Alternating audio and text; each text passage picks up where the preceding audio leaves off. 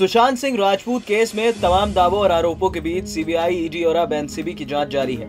CBI ने मुंबई में जांच शुरू करने के 8वें दिन मुख्य आरोपी रिया चक्रवर्ती को पहली बार पूछताछ के लिए बुलाया था। रविवार तक उनसे लगातार 3 दिन पूछताछ हुई। सोमवार को भी चौथे दिन रिया चक्रवर्ती से पूछताछ हो रही है। रिया से 3 दिनों में सीबीआई ने करीब 26 घंटे पूछताछ की है, लेकिन इन सब के बीच एक सवाल जो हर हिंदुस्तानी के जहन में है वो ये है कि आखिरकार रिया चक्रवर्ती की गिरफ्तारी अब तक क्यों नहीं हो पाई।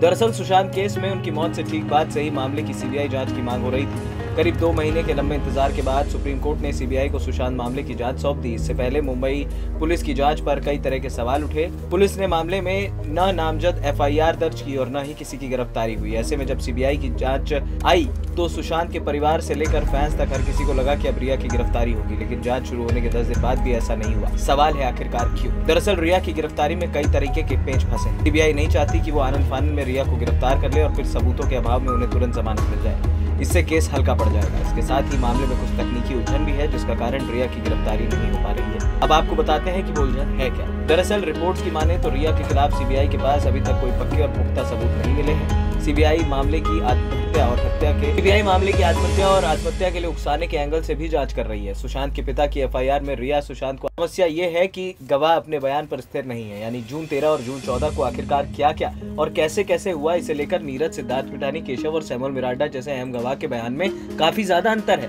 ये सभी एक ही घटना का अलग अलग तरीके से जिक्र कर रहे हैं। सीबीआई की परेशानी दरअसल ये है कि इस कारण असल वजह तलाशने में उलझन बनी हुई है। वहीं गवाहों को लेकर एक परेशानी ये भी है कि कौन सही कह रहा है और कौन झूठ बोल रहा है, इसका पता लगाना मुश्किल है। ऐसे में अक्सर पॉलीग्राफ टेस्ट किया जाता है। संभव है कि सीबीआई रिया का पॉलीग्राफ टेस्ट ले, लेकिन फिर भी उनके खिलाफ गवाह जुटाना मुश्किल हो रहा है। रिया की गिरफ्तारी के लिए सीबीआई के पास सबसे अहम हथियार है सुशांत की ऑटोप्सी रिपोर्ट, विसरा और फॉरेंसिक जांच रिपोर्ट। सीबीआई सुशांत के घर क्राइम सीन रिक्रिएट कर चुकी है।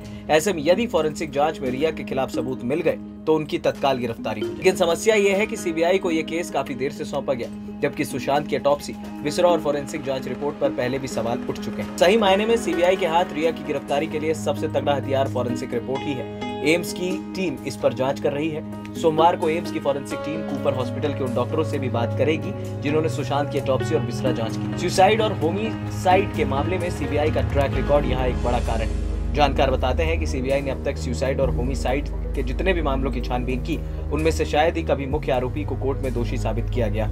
वहीं सीबीआई के हाथ रिया के फोन रिकॉर्ड्स, बैंक स्टेटमेंट्स और तमाम कागजात हैं, लेकिन उसमें भी अभी तक कोई ऐसे सबूत नहीं मिले जिससे रिया को तत्काल गिरफ्तार किया जा सके। हालांकि ड्रग चैट की जांच रिया पर भारी पड़ सकती है, लेकिन ये मामला नारकोटिक्स ब्यूरो का है, लिहाजा यदि इसको लेकर गिरफ्तारी होती है तो वो एनसीबी ही कर पाएगी।